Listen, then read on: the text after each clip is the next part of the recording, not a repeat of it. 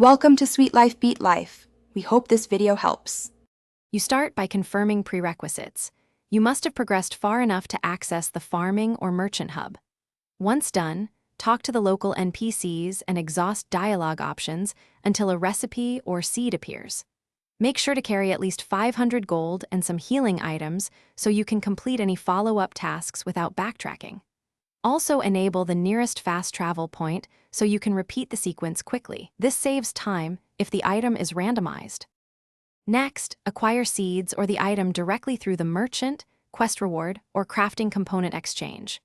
Once you have seeds, plant them at the designated garden plot or use the crafting station the game specifies. Follow on-screen prompts.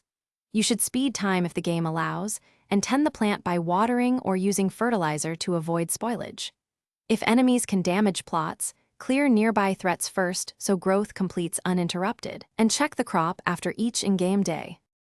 Finally, harvest the squash when it reaches maturity and ensure inventory space beforehand to avoid losing the item.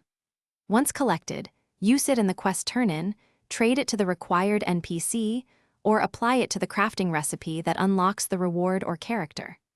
If you don't get the squash, reload a prior save, revisit the merchant dialogue you exhausted earlier, and check alternate spawn points or repeatable quests. One troubleshooting tip: clear caches by relogging.